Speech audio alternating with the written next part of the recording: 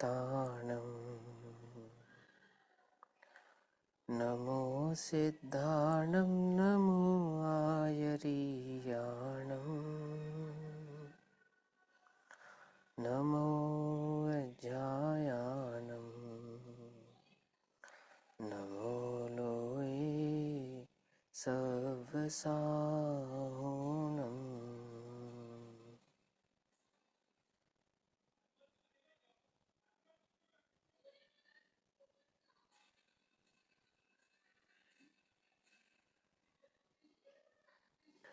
मंगलमय मंगले करण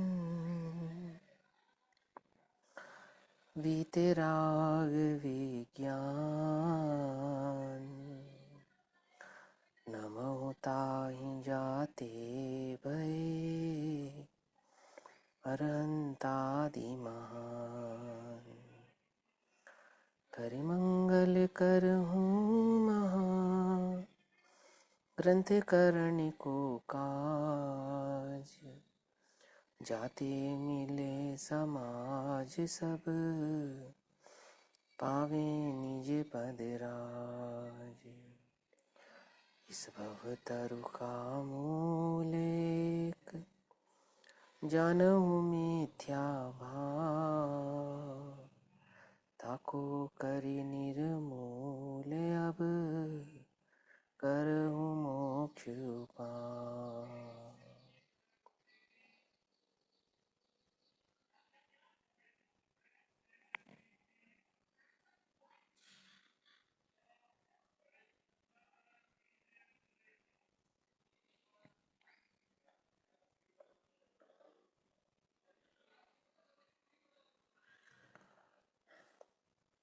हमारे रात्रिकालीन स्वाध्याय का विषय चल रहा है भागवती स्वरूप पूज्य बहन श्री चंपा बहन के वचनामृत। में हाँ जी, आवाज आवाज आवाज आवाज मैंने पूछा था ना, भी सभी को ठीक आ रही है ना, है ना? ठीक है ना? हाँ, बस अभी एक मिनट थोड़ा म्यूट करो, होल्ड करो, अपने आप नॉर्मल हो जाएगी एकदम, ठीक है ना?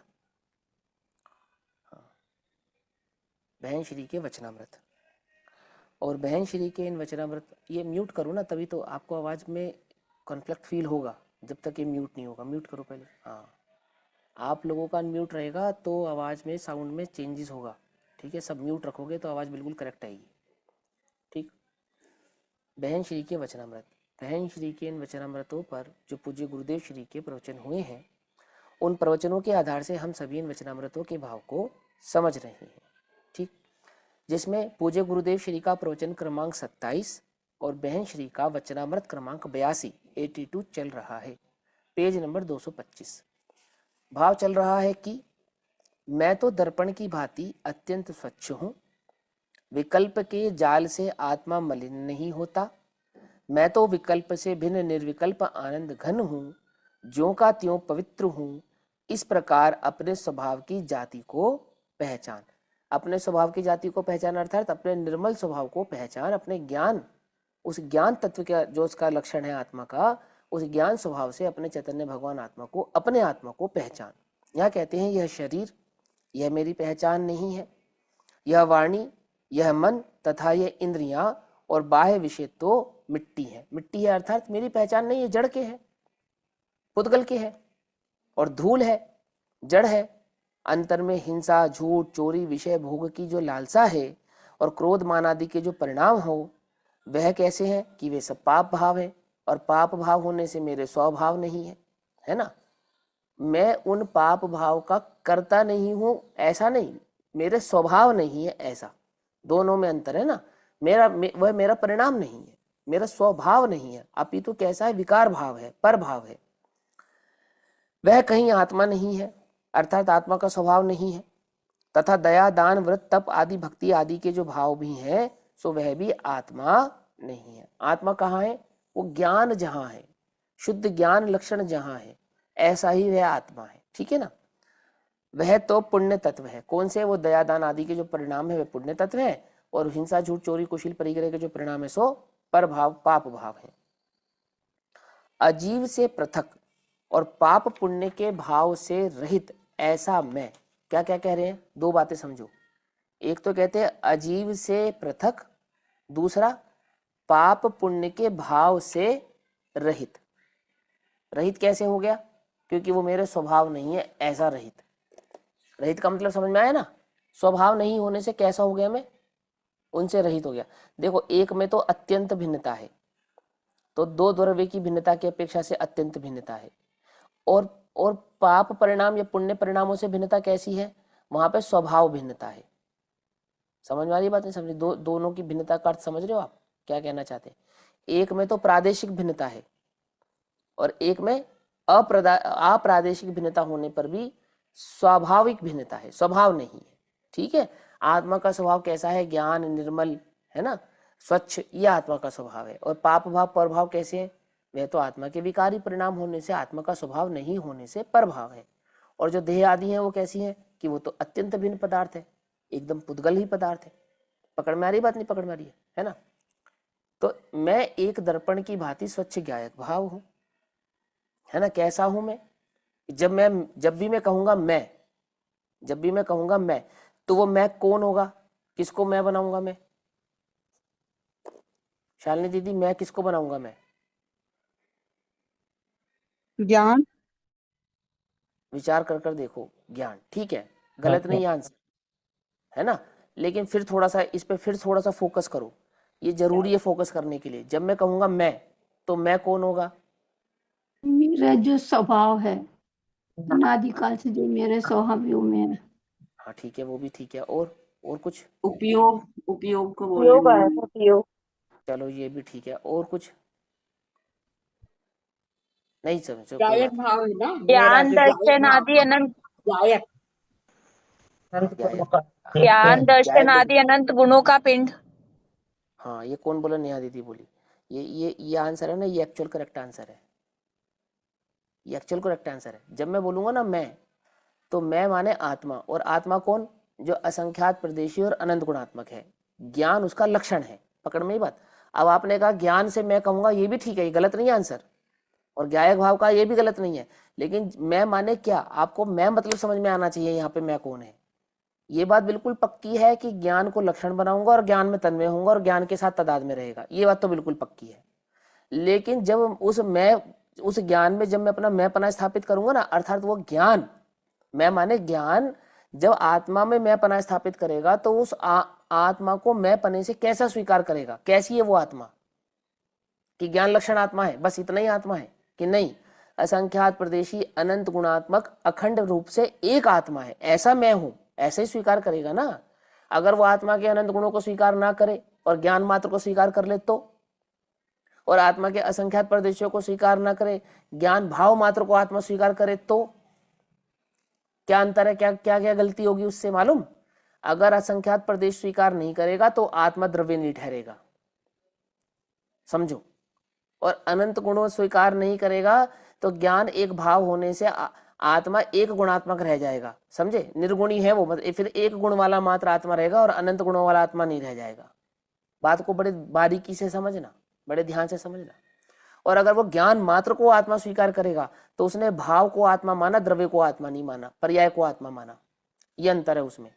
जो जो छोटा छोटा अंतर आता है ना सांख्य मतियों में, जैन मतियों में, वैशेषिक मतियों में और मीमांसक मतों में, तो इन मतों का जो अंतर है वो इतना सा अंतर है। कोई कहता है ज्ञान मात्र में हूं तो वो भाव को आत्मा मानता है, और कोई कहता है आत्मा तो है परंतु आत्मा द्रव्य नहीं है, तो असंख्यात प्रदेशी आत्मा को स्वीकार नहीं करता, वो आत्मा को ज्योति स्वरूप या राई के दाने जैसा ऐसा ऐसा स्वीकार करता है। पकड़ में ही बात? नहीं पकड़ में? और अनंत गुणात्मक आत्मा स्वीकार करने से क्या लाभ होगा? क्योंकि अकेला ज्ञान आत्मा नहीं है, द्रव्य अकेला ज्ञान लक्षण वाला नहीं है, अनंत गुणों के समूह को, गुणों के पिंड को द्रव्य कहते हैं। पकड़ में आ रही बात? नहीं पकड़ में आ रही है? तो प्रदेशों की स्वीकृति उसको द्रव्य बनाती है, क्योंकि प्रदेश किसके होते हैं? गुणों के नहीं होते, पर्यायों के नहीं होते, द्रव्य के ही होते हैं, है ना? उसके अस्तित्व की सिद्धि करती है वो। बात समझ में आ रही है? नहीं आ रही है? अब ये बात ऐसी लगेगी कि ये तो ज्ञान की एक्सरसाइज है। ज्ञान की एक्सरसाइज नहीं है, वस्तु का स्वरूप है, ये वस्तु है, वस्तु की सिद्धि है। मैं हूं, मेरा जो अस्तित्व है वो अस्तित्व का लक्षण ज्ञान है। शक्कर को मिठास मात्र मानोगे तो खाली मिठास खोज के लाओ जाओ जगत में से, बोलो, खाली मिठास मिठास ले आओ तुम, सफेदी मत लाना, चिकनाहट मत लाना, लेकिन देखते हो मिठास और कहते हो मिठास और देखते हो शक्कर। ऐसा करते हो नहीं करते हो? ऐसे कहेंगे तो ज्ञान, और मानेंगे कैसा? मानेंगे कैसा? कि वो धारणा में बैठा है ना, असंख्यात प्रदेशी अनंत गुणात्मक, तभी तो द्रव्य गुण पर्याय से आत्मा को जानना होगा। अब द्रव्य गुण पर्याय से आत्मा का जानना कहाँ रहा? अगर तुमने ज्ञान मात्र को आत्मा मान लिया और द्रव्य गुण पर्याय का स्वरूप ही नहीं जाना, तो द्रव्य गुण पर्याय के स्वरूप को जाने बिना आत्मा जाना जा सकता है? बोलो, विचार कर बतलाओ। तो वो द्रव्य कौन है?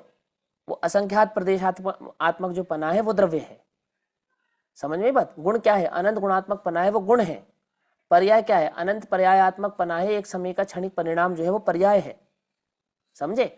आत्मा पर्याय मात्र नहीं है, आत्मा गुण मात्र नहीं है, और आत्मा द्रव्य मात्र नहीं है। ऐसा होने पर भी मैं देखूंगा तो द्रव्य और कहूंगा ज्ञान। क्या कहा? देखूंगा तो द्रव्य और कहूंगा ज्ञान। स्वीकारूंगा तो द्रव्य गुण पर्याय को एक साथ समग्र भाव से, और लक्षण और अनंत गुणात्मक, अनंत नान दंसन समग्र, ज्ञान दर्शन से समग्र, माने ज्ञान और दर्शन मात्र नहीं, ज्ञान दर्शन जैसे अनंत गुणों से समग्र है ना, और एक अखंड।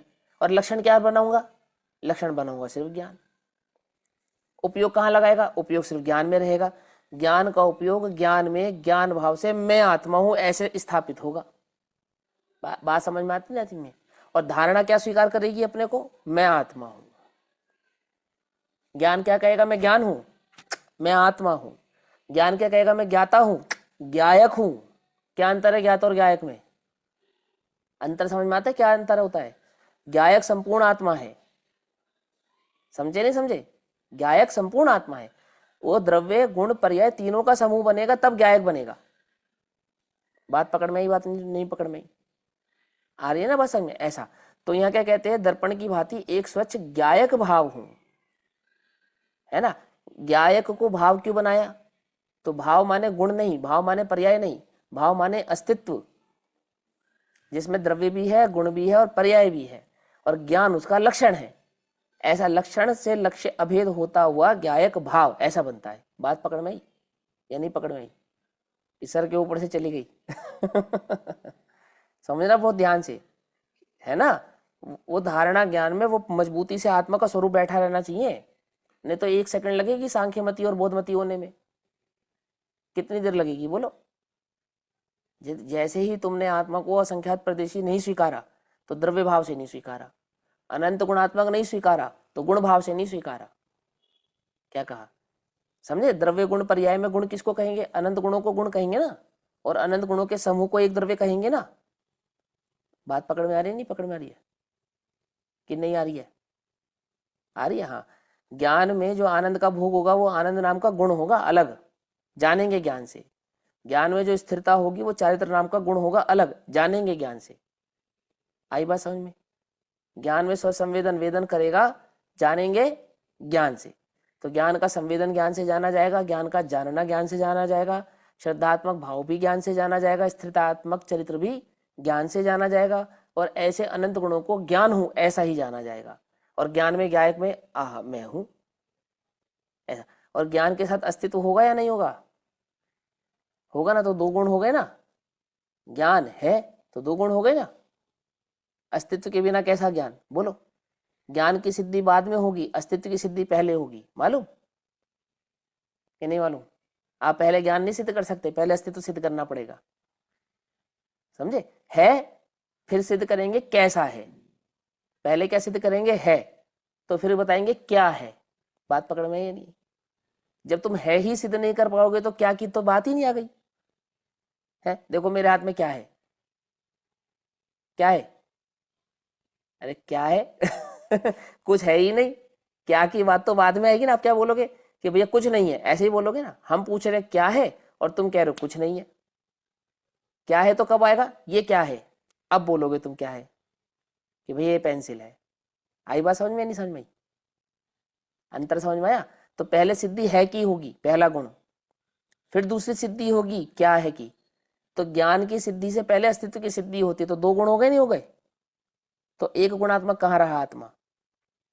बात पकड़ में आई नहीं? ऐसे अनंत गुणात्मक है, पकड़ रहे हो नहीं पकड़ पा रहे हो, है ना। ऐसे ही ये ज्ञान है, यह मैं हूं, ये क्या है, ये श्रद्धा है। मैं की जो स्थिरता है वो चारित्र है, उसका जो वेदन है कैसा वेदन है आत्मा का, सो वो आनंद है। आई बात पकड़ में नहीं आई? पकड़ में आ रही है? ऐसे आनंद गुणों की सिद्धि करते हैं, है ना। चलो, तो ऐसा यहाँ कहते हैं सम्यक दर्शन के लिए प्रथम, सबसे पहले अंतर में ऐसे निर्णय करना चाहिए। सम्यक दर्शन करना है कि हाँ करना है, तो पहले निर्णय करना चाहिए। क्या निर्णय करना चाहिए? कि जो पाप के परिणाम है, पुण्य के परिणाम है, ये मेरे परिणाम नहीं है। ये जो शरीर आदि है, ये धन आदि है, यह मैं नहीं हूं, अपितु ज्ञायक जिसका लक्षण है ऐसा चैतन्य पदार्थ मैं हूं। ऐसा ज्ञान में भली प्रकार से निर्णय करना चाहिए। कब? सबसे पहले। सबसे पहले ये बात तुम्हें समझ में आनी चाहिए, और सबसे पहली बात ही समझ में नहीं आई तो कि नहीं नहीं आपने हमें बता दिया मैं ज्ञाता दृष्टा हूं, बस बस बस हो गया मेरा काम। नहीं होगा, बात तो पूरी समझनी पड़ेगी, बात तो पूरी समझनी पड़ेगी। रत्नात्रय के मार्ग सम्यक दर्शन ज्ञान चरित्राणी मोक्ष मार्ग कहा, और सम्यक दर्शन क्या है कि तत्वार्थ श्रद्धानम सम्यक दर्शनम, और तत्व क्या है, आत्म तत्व ही तत्व है। ऐसा है कि नहीं? नहीं तो क्या है? बोले 7 तत्व है, जीव अजीव आश्रम बन संबंध निर्जरा मोक्ष सप्त तत्व। पंडित टोडरमल जी ने क्या कहा? मोक्ष तत्व के स्वरूप की अन्यथा अन्यथा धारणा होने के कारण मिथ्या दृष्टि, आश्रय तत्व के संदर्भ में अन्यथा धारणा हो तो मिथ्या दृष्टि। बात समझ में नहीं? अभी हम तुमको आश्रय का स्वरूप समझाएं तो तुम क्या कहोगे? ये तो भैया परछ है, परछ है। अरे पर तो है, पर स्वरूप नहीं समझेगा तो मिथ्या दृष्टि रह जाएगा। क्या कहा? समझ में ही बात नहीं समझ कि ज्ञान मेरा लक्षण है, बात इतनी सी नहीं। जो ये राग आदि के परिणाम होते हैं ना ज्ञान में प्रकट, सुनो, पुद्गल में नहीं होते, यह भी मेरा स्वभाव नहीं है। ये तत्व कौन सा तत्व है? आश्रव तत्व है। ये आश्रव तत्व, आश्रव तत्व किसके खाते का है? पुद्गल के खाते का या जीव के खाते का है? किसके खाते का है? जीव पे है कि आश्रव तत्व 2 प्रकार का होता है, एक द्रव्य आश्रव, एक भाव आश्रव। द्रव्य आश्रव पुद्गल की जाति का है, भाव आश्रव किसका है कि होता तो जीव में है पर जीव की जाति का नहीं है। ऐसा क्या कहा? क्या उत्तर देंगे?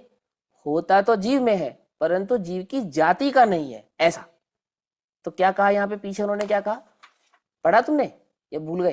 देखो क्या लिखा, ये जो पाप भाव है वे कहीं आत्मा नहीं है, वे आत्मा नहीं है। और क्या कहते हैं? दया दान व्रत तप आदि भक्ति आदि के भाव भी आत्मा नहीं है, वे तो पुण्य तत्व है। एक पाप तत्व है और एक पुण्य तत्व है ना। अजीव से पृथक और पाप पुण्य के भाव से रहित ऐसा मैं एक दर्पण की भांति स्वच्छ ज्ञायक भाव हूं। ऐसा ऐसा अपने द्रव्य स्वभाव से अपनी स्वीकृति हो, अपनी समस्त योग्यताओं का उसको भली प्रकार से ज्ञान हो। फिर क्या कहते हैं? सम्यक दर्शन के लिए क्या करना? सम्यक दर्शन के लिए प्रथम अंतर में ऐसा निर्णय करना चाहिए, ऐसी सूक्ष्म बात है भाई, है ना। क्या निर्णय करना चाहिए कि पाप आदि के परिणाम मेरे नहीं है, पुण्य आदि परिणाम मेरे नहीं है, मैं एक ज्ञायक तत्व हूं। ऐसा अंतर में मुझे भली प्रकार से समझ में आना चाहिए, निर्णय होना चाहिए। ठीक। अब गुरुदेव ने तो एक पैराग्राफ में कहा, उतनी सी बात नहीं है, इतना सबका संपूर्ण स्वभाव वो समझा चुके हैं अपने प्रवचनों में, तब जाके वो शाम की चर्चा में इतनी सी बात कह रहे हैं। जैसे हम तुमसे सुबह शाम दो समय चर्चा कर रहे हैं ना, और महीनों से एक बात समझा रहे हैं, तो आज हम तुमसे क्या बोलेंगे कि तू एक ज्ञायक भाव है, इतना तुझे समझ में आना चाहिए, ऐसे ही कहेंगे ना। और तुम्हें पूरा स्वरूप ना मालूम और हम तुमसे कहते ज्ञायक भाव है तो नहीं बनेगी बात। बात पकड़ में है नहीं? तो वो जो लगातार वस्तु के स्वरूप को सुन रहे हैं उनके समक्ष गुरुदेव ऐसी बात कह रहे हैं कि तुझे पहले अपना ये भाव समझ में आना चाहिए कि पाप पुण्य आदि ये तेरा स्वभाव नहीं है, और तू एक स्वच्छ ज्ञायक भाव है, ये तुझे समझ में आना चाहिए। ये शरीर आदि ये सब तू नहीं है। तो द्रव्य कर्म भाव कर्म 9 कर्मों का संपूर्ण स्वरूप समझने के पश्चात प्रथम तुझे क्या समझ में आना चाहिए कि यह मेरा लक्षण है। ऐसा धारणा ज्ञान में वह वस्तु स्वरूप भली प्रकार से तुझे ज्ञात होना चाहिए, ज्ञात होना चाहिए। तब क्या कहलाएगी वो देशना लब्धि कहलाएगी, है ना। अब आगे चलेंगे, फिर क्या करना चाहिए। तूने अनंत काल में ज्ञायक भगवान का परिचय नहीं किया, है ना, उसका स्वरूप ही नहीं समझा, परिचय नहीं किया, उसमें अपनापन ही स्थापित नहीं किया। यह मैं हूं ऐसा लक्षण तूने कभी धारणा में स्वीकार ही नहीं किया, समझे ना, अपना परिचय ही नहीं लिया कभी तूने। अपना परिचय हमेशा कहाँ से लिया, या तो शरीर से लिया या पाप पुण्य के परिणामों से लिया। शरीर और पाप पुण्य के परिणामों से भिन्न मेरा जो परिचय है, ऐसे ज्ञान लक्षण ज्ञायक भाव से मैंने अपना कभी परिचय किया ही नहीं। तो पहले परिचय कराएंगे, ठीक, प्रथम तो परिचय होना चाहिए। फिर क्या कहते हैं, विकल्प के जाल से आत्मा मलिन नहीं होता, अर्थात क्या कि शुभाशुभ परिणाम होते हैं, उससे आत्मा मलिन नहीं होता। लेकिन भैया बंध अधिकार में तो लिखा है बंध एक रागादिक अशुद्ध उपयोग सो, है, शुभाशुभ विकल्प रूपी अशुद्ध उपयोग से आत्मा बंधता तो है कि हाँ, लेकिन स्वभाव से जानने पर ज्ञान से नहीं बंधता है, जानने से नहीं बंधता है, उसमें मैं पना स्थापित करने से बंधता है, समझे।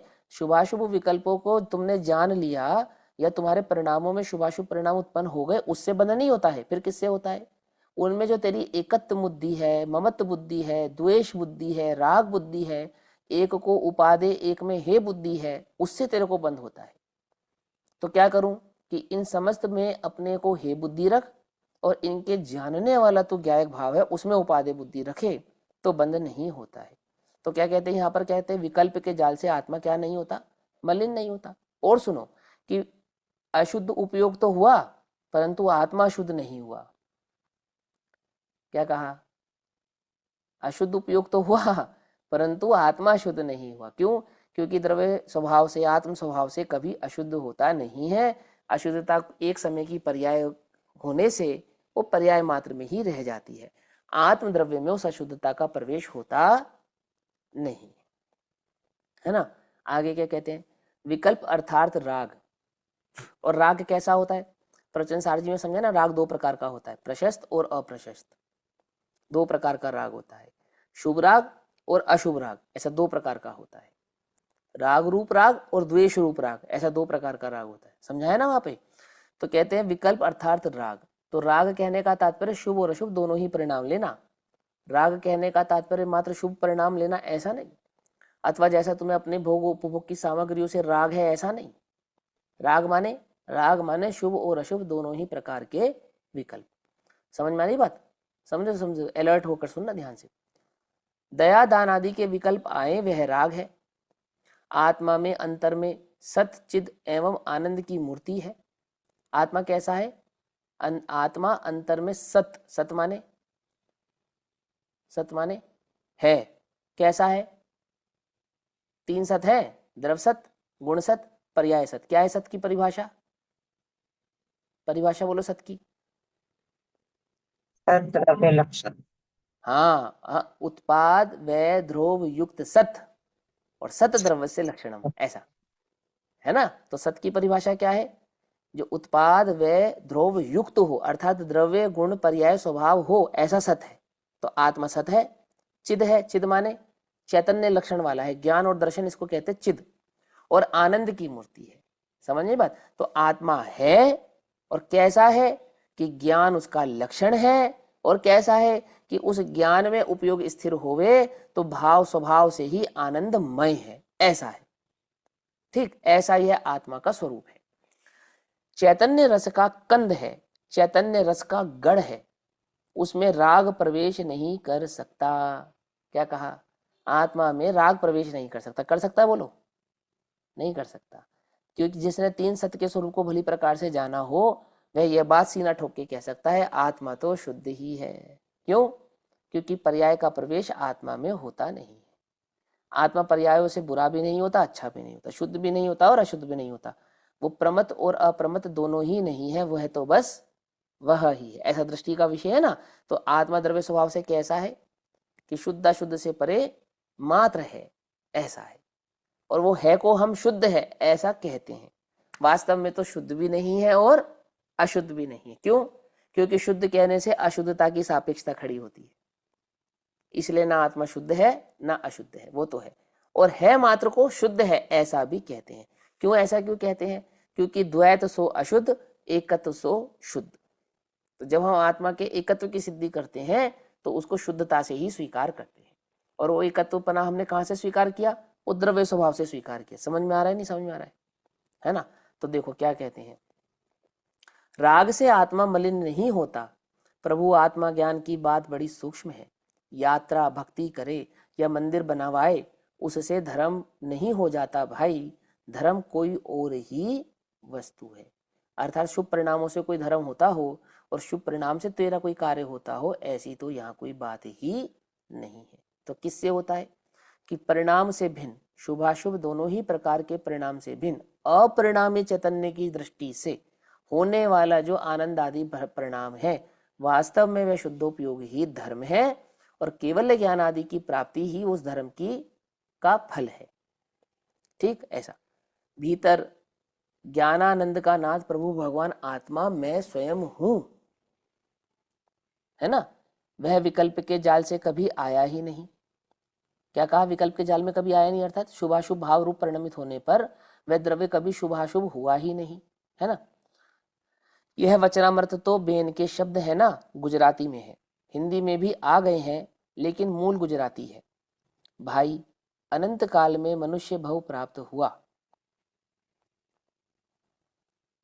उसमें यह जो ज्ञायक वस्तु भीतर विद्यमान है उसे पहचान कर अनुभव कर। क्या कह रहे हैं? अनंत काल में तुझे संगी पंचेंद्रिय पर्याय मनुष्य पर्याय की प्राप्ति हुई, है ना? नरभव कोई सहजता से तो प्राप्त होता नहीं है। अब जो तुझे ये जो तुझे नरभव प्राप्त हुआ है ना, अब इस नरभव में क्या कर? तू नर नहीं नारायण है, इसकी प्राप्ति कर। ऐसा कि नरभव में शरीर में नहीं, अपितु नारायण स्वाभाविक चैतन्य में हूं, ऐसा तुझे समझ में आना चाहिए। इस नरभव को प्राप्त करके प्राप्त पर्याय में तन में नहीं होना चाहिए। तो क्या कहते हैं? मनुष्य भव प्राप्त हुआ, उसमें यह जो ज्ञायक वस्तु भीतर विद्यमान है उसे पहचान कर अनुभव कर। मनुष्य पर्याय की सार्थकता क्या है? आत्मा को पहचान और आत्मा का अनुभव कर। समझे? मैं आत्मा हूं ऐसा अपने उपयोग में धारण कर, उसका अनुभव कर, उसका नक्की कर। जिसने अनुमान से या अनुभव से उसका मूल्यांकन नहीं किया उसने कुछ नहीं किया। क्या कहा? अनुमान से या अनुभव से। क्या अंतर है इन दोनों में, अनुमान और अनुभव? आत्मा अनुमान नहीं है और अनुमय भी नहीं है, है ना? याद है अलिंगरण के 20 बोल। और पूज्य गुरुदेव श्री यहाँ क्या कह रहे हैं? अनुमान से।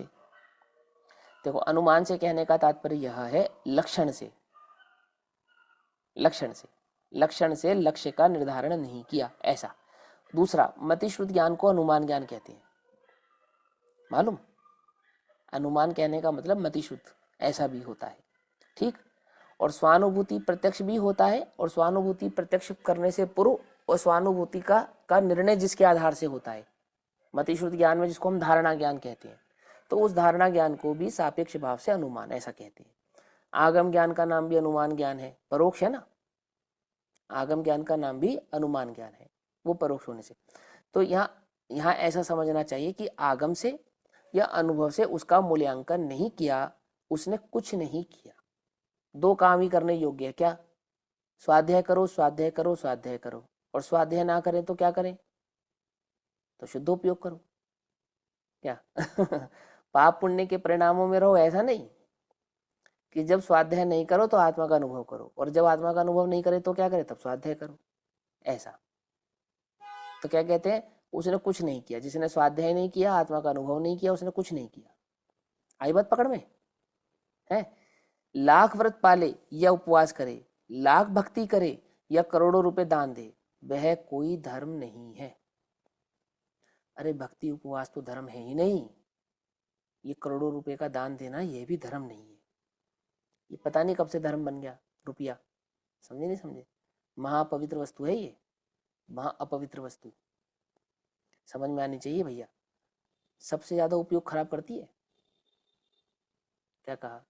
ये 5 इंद्रिय के विषय, कषाय, भोग उपभोग की सामग्री, ये धन आदि, ये सबसे ज्यादा उपयोग को भ्रष्ट करती है। महा अपवित्र पदार्थ है लोक का। कौन? कौन? ये धनादि भाव। इसलिए एलक छुल्लक भी हो जाते हैं ना, तो भले वस्त्र आदि का त्याग नहीं करते पर धन आदि का त्याग कर देते हैं। क्या समझ में बात नहीं समझ में? सोचो, वस्त्र से भी ज्यादा अपवित्र कौन है? धन। ऐसा परिग्रह, परिग्रह कि वस्त्र रूपी परिग्रह तो स्वीकार किया एल्लक और क्षुल्लक अवस्था में, क्या नहीं स्वीकार किया? धन नहीं स्वीकार किया। जैसे जैसे हिंसा, झूठ, चोरी, कुशील और परिग्रह पाप है ना, वो ऐसा ही वो धन आदि की बुद्धि और धन आदि का होना ऐसा ऐसा ही पाप है, कुशील जैसा पाप है। आती बात समझ में? ये बात अंतर में समझ में आनी चाहिए, समझो। बहुत बहुत गहराई से सच्चे आत्मार्थी को तो समझ में ही आनी चाहिए। ये तो अंदर में बिल्कुल भी लक्ष्य नहीं रखना चाहिए कि धन होता तो वर्तमान में मैं सुखी होता, धन होता तो मैं कुछ धर्म कर लेता, धन होता तो धर्म की प्रभावना हो जाती। तुम्हारे मिथ्यात्व को इतना गाढ़ा करेगा ना ये परिणाम, तुम कल्पना नहीं कर सकते। जिसे तुम शुभ परिणाम समझते हो ना, और जिसे तुम धर्म की प्रभावना का परिणाम समझते हो, वो मिथ्यात्व के गाढ़े होने का परिणाम है, महागाढ़े होने का परिणाम। समझे? आदमी सबसे पहले पता है क्या उलाहना देता है? मैं तुझे अपनी संपत्ति नहीं दूंगा, है? सबसे पहला क्या उलाहना है कि मैं अपनी संपत्ति से बेदखल कर दूं। मानो उसको इतना राग है अपनी संपत्ति का, अपने धन का, आप कल्पना नहीं कर सकते। समाधि के काल में भी सब भाव छोड़ने तैयार, संपत्ति नहीं छूटती मुट्ठी से। समझे? क्या कोई भय लगा रहता है, कोई साइन ना करा ले, कोई अंगूठा ना लगवा ले, ऐसा ऐसा भय लगा रहता है। और दो दो कौड़ी नहीं होगी अपने पास तो क्या होगा? कोई पूछेगा ही नहीं, कोई सेवा ही नहीं करेगा। क्यों? कोई समाधि ही नहीं कराएगा, है ना? ऐसा है या नहीं है? बोलो। इसलिए भैया बुढ़ापे में दो पैसा तो पास होना ही चाहिए। होना चाहिए नहीं होना चाहिए? सोचो, चैतन्य उपयोग की स्थिरता से भी ऊपर के स्थान पर किसको रखा हमने? परिणामों की निर्मलता से भी ऊपर के स्थान पे किसको रखा? भेद ज्ञान से भी ऊपर किसको रखा? धन को रखा। ओ भेद ज्ञान नहीं होगा तो मैं सुखी नहीं हो सकता, ऐसा विकल्प नहीं है। ये धन नहीं होगा तो मैं सुखी नहीं हो सकता। ओ इस भेद ज्ञान के आधार से ही मेरी समाधि होगी, ऐसा विकल्प नहीं है।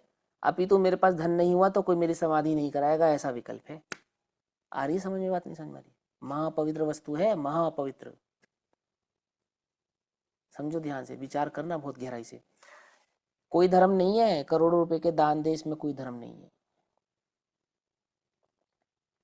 पुण्य पाप के विकल्प राग आता है, पाप पुण्य के विकल्प लिखा ना, विकल्प अर्थात राग, क्योंकि राग पाप को भी कहते हैं और पुण्य को भी कहते हैं, दोनों को कहते हैं। तो पाप और पुण्य के विकल्प रूप जो राग है वह आता है, परंतु उस राग में आत्मा नहीं है। क्या कहा? उस राग में मैं नहीं हूं, मेरा कोई भाव नहीं है, मेरा लक्षण नहीं है। समझे? मेरा स्वभाव नहीं है। है तो, परंतु उस है में कौन नहीं है? मैं नहीं। आई समझ में? शरीर से तो अत्यंत भिन्नता है, वहां तो मैं हूं ही नहीं।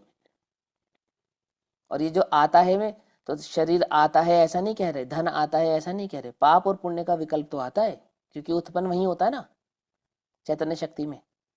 वहां ज्ञान की पर्याय में प्रकट होता है, ऐसा होने पर भी वह आत्मा नहीं है, आत्मा का उसमें कोई लक्षण नहीं है, आत्मा का उसमें कोई आत्मा की जाति का वो नहीं है। इसलिए वहां मैं तो कुछ हूं ही नहीं। राग आता है परंतु उस राग में आत्मा नहीं है, और आत्मा में राग नहीं है। समझ में बात? प्रभु आत्मा को भगवान कहकर बुलाते हैं। जो तीन लोक के नाथ हैं ऐसे प्रभु आत्मा को क्या कहकर बुलाते हैं? भगवान कहकर बुलाते हैं। भगवान आत्मा ऐसा संबोधन करते हैं। क्या कहते हैं? भगवान आत्मा। आत्मा को क्या संबोधन कर देते हैं? वो भगवान के शब्द से, भगवान तमे भगवान पुकारे छो। है? तुम्हें क्या कहते हैं भगवान? ए सुनिधरा, ऐसा नहीं कहते। क्या कहते हैं? तुम भगवान हो, ऐसा कहते हैं, है ना? यह भगवान आत्मा प्रभु की भक्ति या नमोकार मंत्र के स्मरण आदि राग से भिन्न है। प्रभु की भक्ति होती है, नमोकार मंत्र का स्मरण होता है, परंतु उसके राग से यह आत्मा कैसा है? भिन्न है। मेरा स्वभाव कैसा है? ओहो, यह मेरा स्वभाव नहीं है, मैं इनसे भिन्न हूं। होते हैं परंतु मैं इनसे भिन्न हूं, ये मेरा लक्षण। मेरा लक्षण क्या है? ज्ञायक मेरा लक्षण है, जानना मेरा लक्षण मात्र है। ठीक है ना? वो दर्शन, ज्ञान, चारित्र, सुख, वीर्य, ये तो मेरे लक्षण है, परंतु राग का जो विकल्प है, ज्ञान की पर्याय में जो राग आदि विकल्प है, ये मेरे लक्षण नहीं है। ज्ञान मेरा लक्षण है। इनको जो जानता है ऐसा वो ज्ञान, वह मेरा लक्षण है, और ये राग आदि ये मेरे लक्षण नहीं है। कैसे है? अभाव रूप है। स्वभाव की दृष्टि करने पर क्या हो जाते हैं? विलय को प्राप्त हो जाते हैं, अभाव को प्राप्त हो जाते हैं। पुण्य पाप की वृत्ति वह तो आश्रव तत्व है, अभी बंध का कारक है ना। आत्म तत्व आश्रव तत्व नहीं हुआ है ना। आत्मा कैसा है? आत्मा तत्व भिन्न है और आश्रव तत्व भिन्न है। आत्म तत्व कभी आश्रव तत्व रूप हुआ नहीं है ऐसा। जिसमें दया, दान एवं भगवान के स्मरण के विकल्प का प्रवेश नहीं है, ऐसा मैं चैतन्य प्रकाश का पुंज हूँ, है ना। चैतन्य प्रकाश का पुंज अर्थात ऐसा ज्ञान दर्शन स्वभावी मैं मात्र हूँ, इसके सिवा और मैं कुछ नहीं।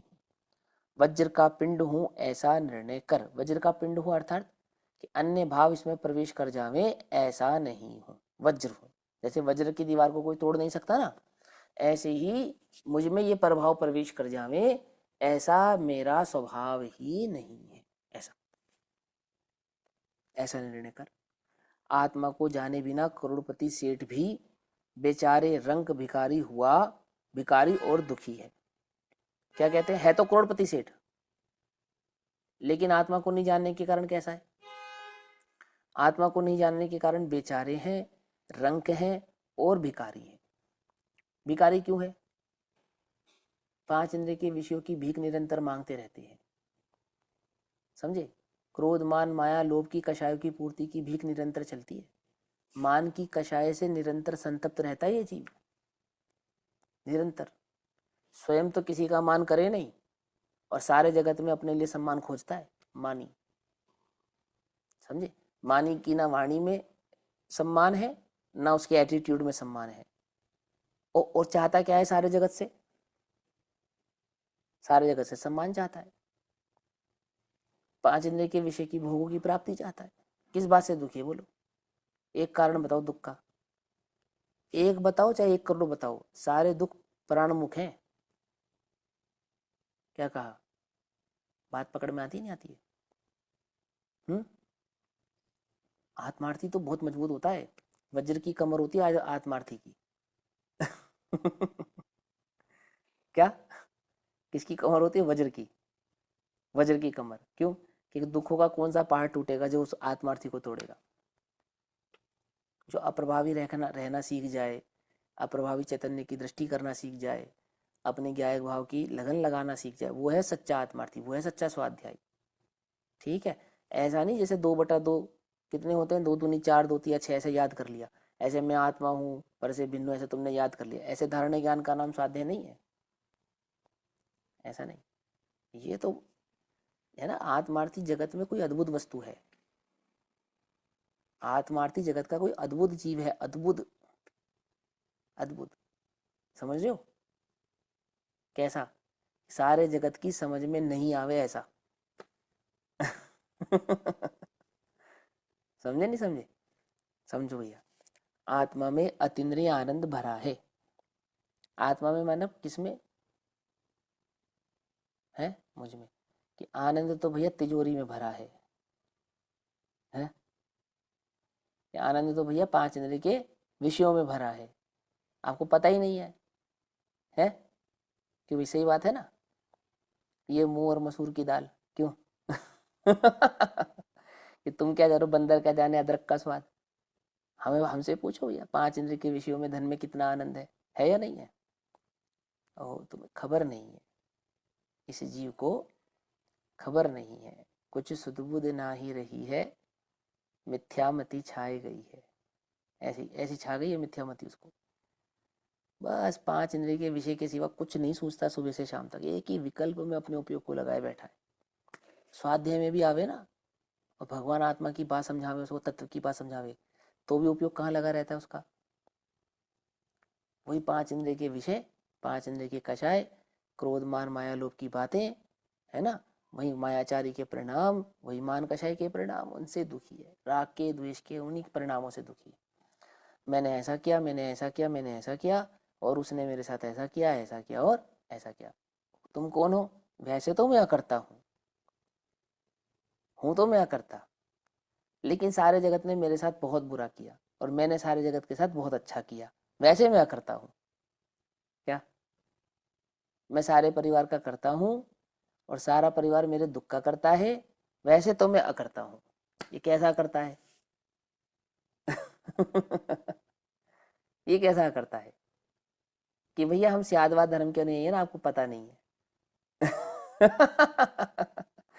हमारा कर्तापना ऐसा ही है कि कर्ता होकर भी अकर्ता है और अकर्ता होकर भी करता है? अरे इसका नाम सियादवाद नहीं है। मैं पर का कर्ता नहीं हूं, ये है नास्ति, समझे? और पर मेरा कर्ता नहीं है, ये पर की नास्ति। और मैं हूं, क्या हूं? एक ज्ञायक तत्व भाव स्वभाव होने से समस्त जगत का अकर्ता हूं, ये है अस्ति। तो समझे सियादवाद किसको कहते हैं? मैं अकर्ता हूं और मैं करता नहीं हूं, इसका नाम है नास्ति और अस्ति। आई समझ में? एक अपेक्षा से करता हूं और एक अपेक्षा से करता नहीं हूं, इसका नाम नहीं है अस्ति नास्ति। समझे नहीं समझे? गुरुदेव कहते हैं फुदड़ीवाद है।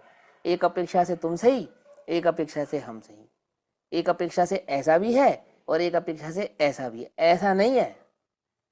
आत्मा ज्ञान लक्षण वाला है और जड़ लक्षण वाला नहीं है, इसका नाम है अस्ति और नास्ति। आत्मा समस्त परभावों का अकर्ता है, समझ में आई बात? परभावों का कर्ता नहीं है। क्या कहा? तो कर्ता नहीं है नास्ति, और नहीं है तो फिर क्या है कि अकर्ता है, ये है अस्ति। ज्ञान लक्षण है, जड़ लक्षण नहीं है।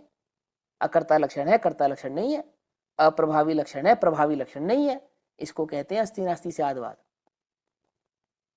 आई समझ में बात? नहीं समझ में आई? इसका नाम है एक अपेक्षा से करता भी है, एक अपेक्षा से अकर्ता है। पता नहीं कहां से पढ़कर आए हो तुम, कहां से सीख कर आए हो। आचार्यों ने ये परिभाषा नहीं दी, जैन दर्शन की ये परिभाषा नहीं है कि एक अपेक्षा से देखने पर तुम सही। वो बना देते नो, ऐसा नो बना देते हैं और वो सियादवाद को कहते हैं देखो तुम्हारी तरफ से 6 है, हमारी तरफ से 9 है। मूर्ख हो तुम। आत्मा शक्कर को कहां से एक जगह से चखो तो खट्टी लगेगी और एक जगह से चखो तो मीठी लगेगी, ऐसे ही है ना? अरे ऐसे ऐसे गधे हैं। वस्तु देखे बिना सियादवाद का लक्षण समझ में नहीं आएगा। पहले वस्तु देखो। कैसे देखे? पहले वस्तु देखो। वस्तु के अनंत गुणात्मक अनंत धर्मात्मक स्वभाव का नाम सियादवाद है। ये 9 और 6 का नाम सियादवाद नहीं है। क्या? ये तो जगत की वकालत है। क्या है ये तो जगत की वकालत है, ये नहीं है। तो कैसा है? तुम शक्कर को जहां से भी चखोगे मिठास होगी, खटास नहीं होगी, इसका नाम है सियादवाद। क्या कहा? बात पकड़ में आती है ना? आती है कि एक जगह से चखो तो मीठी लगेगी, एक जगह से चखो तो खट्टी लगेगी। शक्कर स्वाद से मीठी है और अन्य स्वाद रूप नहीं है, ऐसा। शक्कर रंग से सफेद है और अन्य रंग रूप नहीं है, ऐसा। इसका नाम है सियादवाद। आती है बात पकड़ में? नहीं पकड़ में आती है? तो मैं करता हूं या अकर्ता हूं? अकर्ता ही हूं, करता नहीं हूं, यह है सियादवाद। कि निश्चय से अकर्ता हूं और व्यवहार से करता हूं। ए भैया। 8 कर्मों की जेल में चला जाएगा भाई, मिथ्यात के कोड़े पड़ेंगे। क्या करता है? क्या करता है? ये क्या ऐसा वस्तु का स्वरूप नहीं है। आ रही है बात पकड़ में? क्या कहा? निषिद्ध जन्मांध सिंधुर विधानम, निषेध निषेध निषेध, एक सिरे से नकार दिया, बिल्कुल नहीं। जन्म से अंधे पुरुषों की मान्यता का जो निषेध करे, सापेक्ष स्वीकृति नहीं, निषिद्ध। अर्थ ही उल्टा करते हम तो। लिखा है निषिद्ध और अर्थ क्या करते हैं? सापेक्ष स्वीकृत। अर्थ क्या करते हैं हम? निषिद्ध का अर्थ क्या करते हैं? सापेक्ष स्वीकृत। उल्टा अर्थ करते हैं, मिथ्या अर्थ करते हैं एकदम। ना आचार्य अकलंग देव को पढ़ा है उन्होंने, ना आचार्य संबंध देव को, संबंध भद्राचार्य को पढ़ा है। ये नहीं समझे, स्याद्वत लक्षण नहीं समझ में आया उन्हें। देखो क्या कहते हैं, भगवान भगवान कहकर संबोधन करते हैं। नमोकार मंत्र आदि प्रभु की भक्ति ये राग से भिन्न है। पुण्य पाप की वृत्ति वह तो आश्रव तत्व है, समझे, और आत्म तत्व आश्रव तत्व नहीं हुआ है। तो क्या है, जिसमें दया दान एवं भगवत स्मरण के विकल्प का प्रवेश नहीं है, ऐसा मैं चैतन्य प्रकाश का पुंज हूं, वज्र का पिंड हूं, ऐसा निर्णय कर। आत्मा को जाने बिना करोड़पति सेठ भी बेचारे रंक हैं, भिखारी हैं, दुखी है। आहा, आत्मा में अतीन्द्रिय आनंद भरा है। स्वभाव कैसा है तेरा? है अतीन्द्रिय आनंद। आनंद भी कैसा? अतीन्द्रिय। तो कोई इंद्रिय आनंद भी होता है क्या? इंद्रिय आनंद नहीं होता है, लगता है। इंद्रिय आनंद तो ऐसा होता है, वो हाथ जल जाता है ना और मुंह में रखते हैं तो कुछ समय अच्छा लगता है, फिर वो दुखने लगता है, फिर बाहर निकालते, फिर मुंह में रखते, फिर अच्छा लगता है, फिर दुखने लगता है, फिर बाहर निकालते। मालूम नहीं? मालूम? अगर तुम ज्यादा देर रखोगे ना मुंह में तो भी जलेगा, है ना, और बाहर निकालोगे तो भी जलेगा। तो कब नहीं जलता? कि ऐसा मुंह में रखा और निकाला, और रखा और निकाला, रखा और निकाला, तो फिर जलता है नहीं जलता है, जलता है नहीं जलता है, जलता है नहीं जलता। मालूम ऐसा होता है। ऐसा है, वो कोई इंद्रिय सुख थोड़ी है। ऐसी स्थिति वह तो दुख है, उसकी बात नहीं कर रहे हम, तो कह रहे कि सुख है। सुख है, सुख ही है, वास्तविक सुख है, सच्चा सुख है। ऐसा सुख नहीं थोड़ा होवे थोड़ा नहीं होवे, ऐसा नहीं है ना। आत्मा कैसा है? आत्मा अतीन्द्रिय आनंद से भरा है। उसका विकल्प रहित अनुभव कर तो तुझे आनंद और सुख का मार्ग हाथ आएगा। आनंद और सुख का मार्ग कैसे हाथ आएगा, उसके बारे में जान, कि जान और फिर उसका निर्विकल्प अनुभव कर। जानने भर से नहीं आएगा, अनुभव से आएगा। लेकिन अनुभव से प्रथम क्या कर? अनुभव से प्रथम उसके स्वरूप को भली प्रकार से जान। जाने बिना अनुभव नहीं होगा, और अनुभूति बिना प्राप्ति नहीं होगी।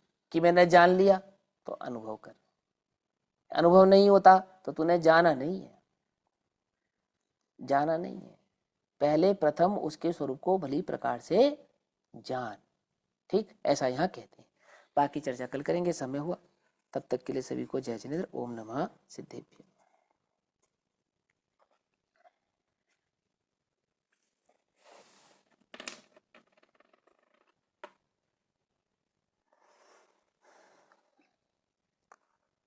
निज निधि निज में बताई यह अनंत पुकार है, उसके लिए जिनवाणी माँ को वंदना शत बार है।